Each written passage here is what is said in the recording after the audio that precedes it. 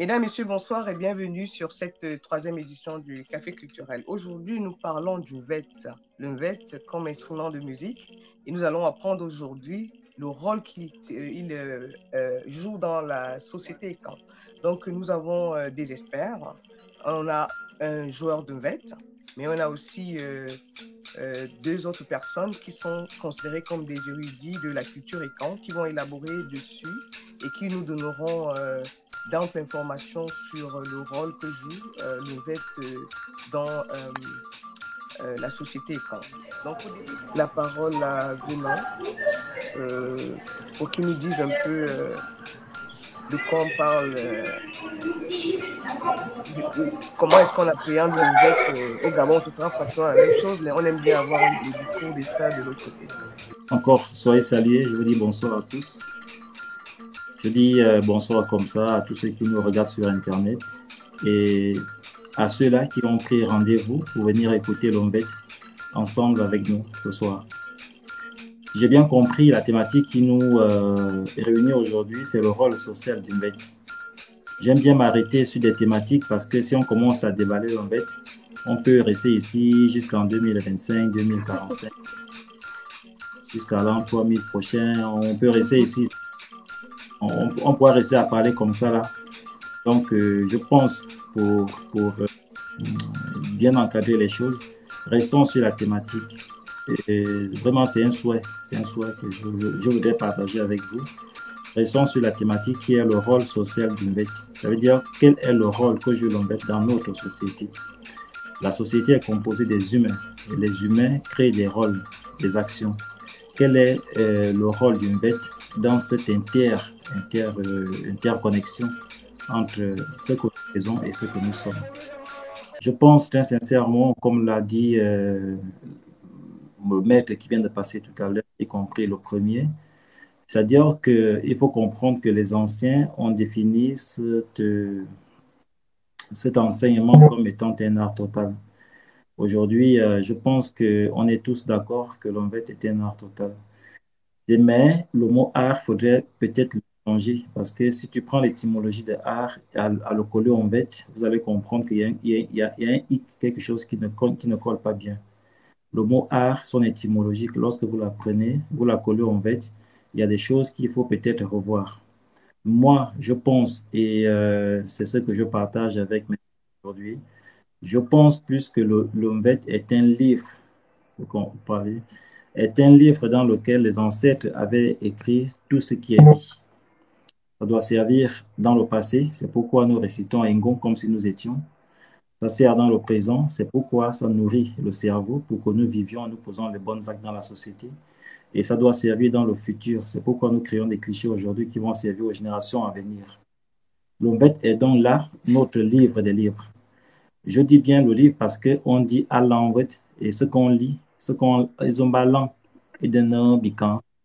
Donc ça veut dire qu'on ne dit pas non, mais que non. Le mbet n'est pas un compte.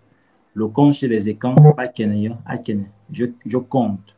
Par contre, je lis. Donc je lis ce qui est écrit. Donc les anciens avaient écrit quelque chose dans un support que nous sommes en train de lire.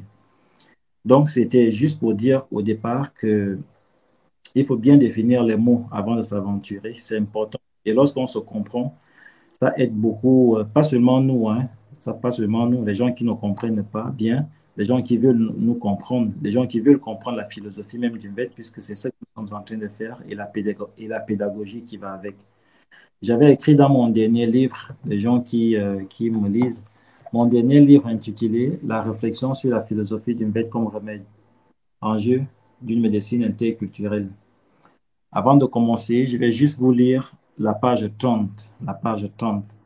Dans la page 30, je dis « Je suis Essabedzan et neveu chez les Essandons. Pour moi, Mvet englobe toute la vie et est vie.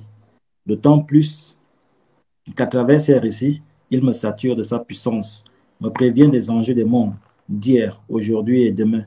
Au quotidien, le Mvet m'apporte la nourriture spirituelle, force et énergie. Il est la lumière issue de la source des origines. Il incarne la transcendance et oriente la vision mahatique du monde. Tout comme le livre des morts de nos ancêtres, L'Umbet enseigne l'origine de Dieu, Ta, et le grand livre de celui-ci, où l'univers et les vivants prennent naissance.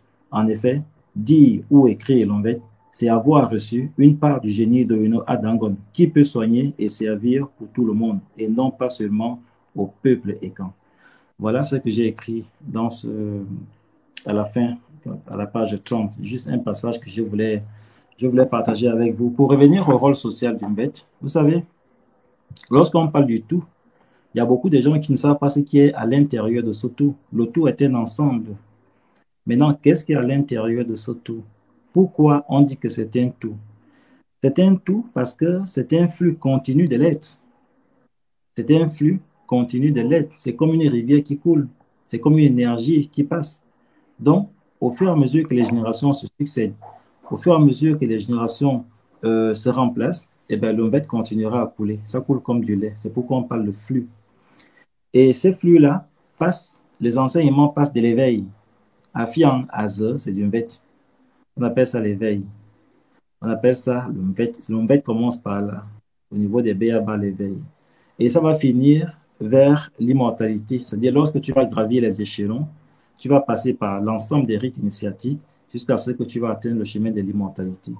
Et lorsque tu atteins le chemin de l'immortalité, mais tu rentres effectivement dans le panthéon d'Ngonza Mbemba comme un Kwakoro, comme un guerrier. Voilà en gros ce qu'on entend par l'éveil dans le Mbet. Ça veut dire que comment un petit écan qui est né aujourd'hui peut devenir un écan demain. Pour un petit écan qui est né aujourd'hui, on lui fait d'abord l'éveil. C'est-à-dire qu'on commence à lui initier la forme numéro 1 du Mbet. Au fur et à mesure qu'il va gravir les rites initiatiques, il va atteindre le chemin qui mène vers l'immortalité.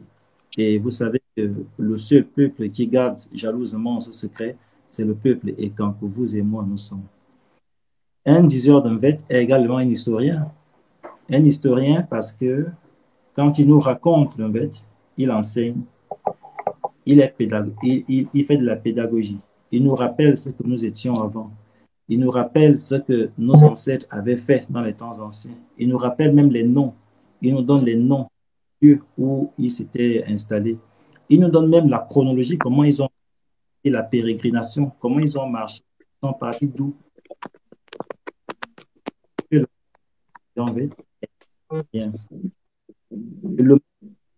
le même disant en fait est non seulement un historien, il est également un médecin. Vous appelez ça les tradithérapeutes. Les tradithérapeutes. On appelle ça les médecins traditionnels. Il est médecin. Il est médecin parce qu'il fait de la thérapie. Il guérit les gens qui veulent se connaître eux-mêmes d'abord, parce que la connaissance part d'abord de soi. Et c'est un chemin personnel d'abord. Lorsque tu veux te soigner et que tu te rends chez un ganga, on va d'abord te demander de faire ta généalogie. Donc, c'est d'abord un travail personnel. Et le monsieur à qui tu te présentes, eh bien, écoute, c'est un diseur en fait. Et l'Umbet même a été créé dans ces circonstances. La création du Umbet, Oina Dangon avait trouvé un remède qui avait soigné les écans dans leur pérégrination.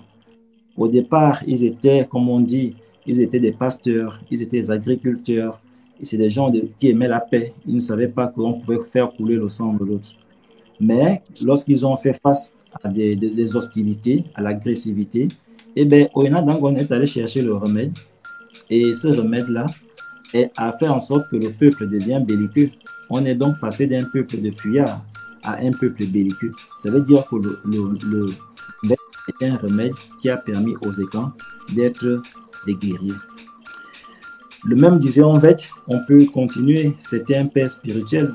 Ça veut dire que lorsque tu es à côté d'un disant en fait, ou encore tu écoutes le bête, eh bien, tu te connectes avec ta force intérieure. Te connectes avec sa force intérieure, ça veut dire qu'à un moment donné, tu vas te sentir comme si ton âme et toi faisaient un, ou encore ton âme et toi faisaient une seule personne. L'Umbet, on parle de spiritualité parce que lorsqu'on écoute l'Umbet, eh bien, tout de suite, on rentre dans la connaissance des mondes et des dieux. N'oubliez pas que à partir du fait, on sait comment le monde a été, ou bien les mondes ont été créés.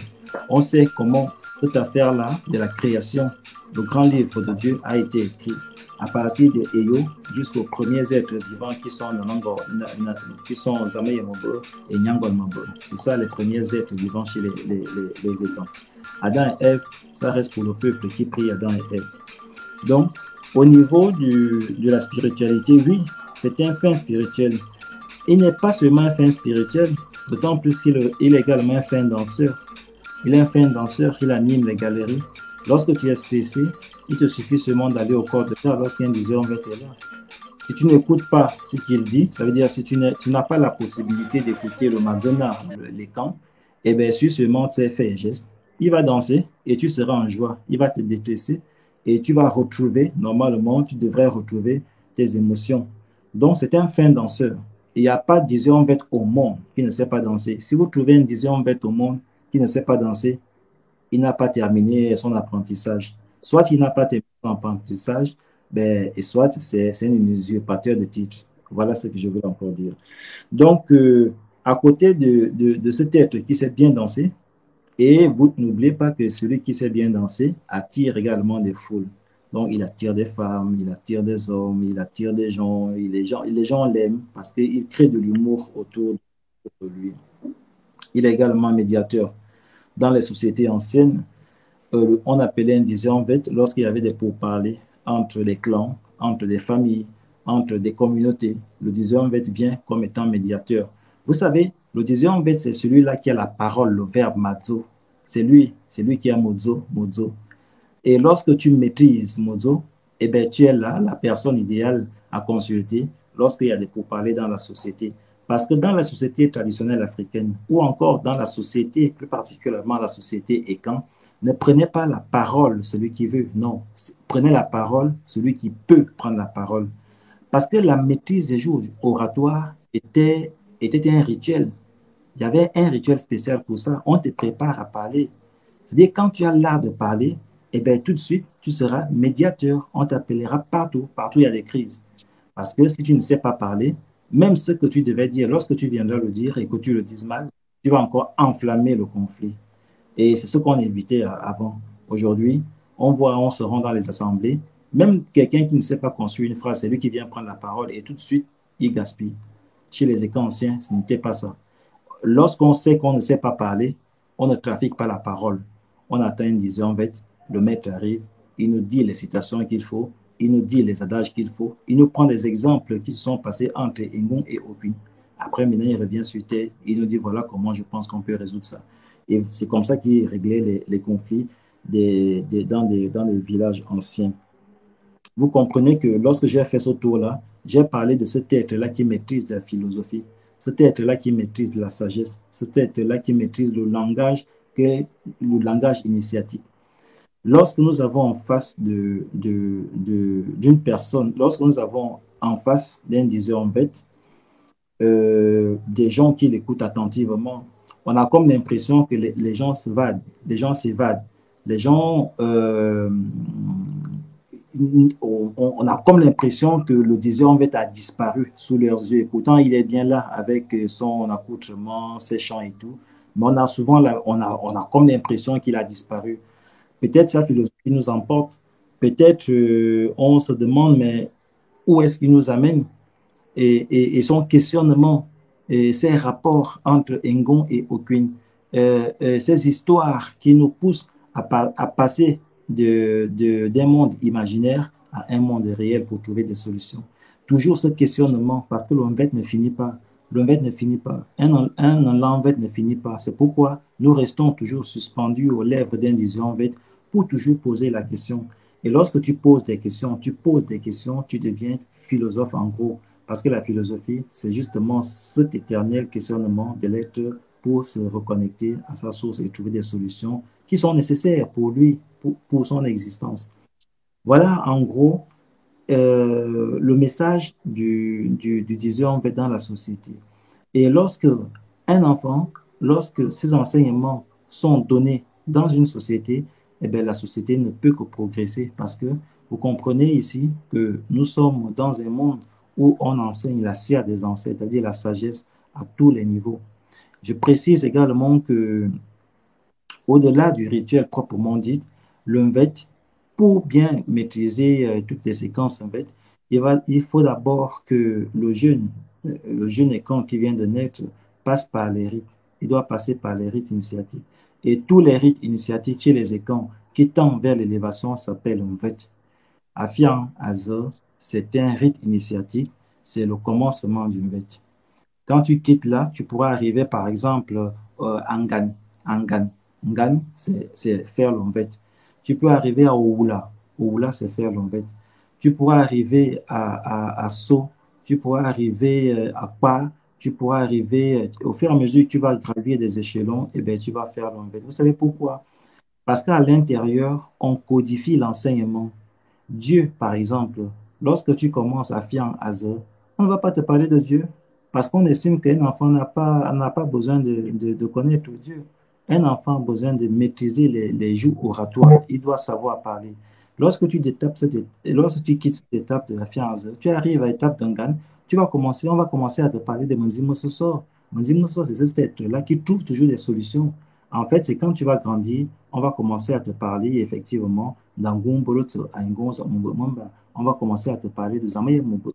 On va te commencer à Yo. Ça veut dire que c'est la même personne, c'est le même nom, mais qui varie en fonction des enseignements. Et c'est ça le rôle social d'une veille. C'est-à-dire qu'on ne dit pas tout du coup à un enfant. Ce n'est pas possible. C'est pourquoi on a fait des classes intermédiaires. On a fait le CP1, on a fait le CP2, on a fait le C1. Et la connaissance bête évolue également comme ça. Si un enfant qui n'a jamais entendu parler d'une bête et vient vers toi, te demande de lui parler d'une bête et tu commences à lui parler des yo, tu ne lui rends pas service. Il faut commencer par le béaba. Et les béaba chez nous dans le bête, eh bien, ça existe. Donc, en gros, je ne serai pas très long en matière de rôle social d'une bête. Je crois avoir fait un mini-tour, pas beaucoup. Je suis encore là, je vais prendre la parole. Mais ce que j'aimerais dire, c'est que le rôle d'une bête dans la société, c'est que il nous aide à prendre de bonnes décisions. Il nous aide à mieux méditer. Il nous aide à connaître nos pères fondateurs. Ça veut dire les qui ont posé les fondations de notre vision civilisationnelle. La vision civilisationnelle des écrans aujourd'hui d'Afrique centrale est de construire un État à l'image d'une Ngonzo Mamba. C'est ça notre vision civilisationnelle. Maintenant, quels sont les moyens qui nous permettent d'atteindre cet objectif? Et Ngonzo Mamba, c'est ce que nous sommes en train de faire aujourd'hui. Nous mettons des moyens, on échange des connaissances, on les partage aux autres puisque nous, la connaissance est une lumière. On ne doit pas la garder pour nous. Merci Benoît. On va donc dire que nous sommes en train de faire du VET aujourd'hui. on est en pleine séance d'initiation. L'information se complète au fur et à mesure que les intervenants passent. C'est dire que nous sommes en train de travailler sur un objet qui est vraiment mystérieux à découvrir. Nous entrons dans les méandres d'une VET et donc c'était une très bonne idée de Mbani de penser qu'on va faire des multiconférences là-dessus. Merci pour ce brillant exposé. On va aller en profondeur. C'est toujours un régal de t'entendre. On dirait que le temps s'arrête pour moi parce que quand tu parles, c'est avec une fluidité assez impressionnante. Merci pour cette sagesse-là.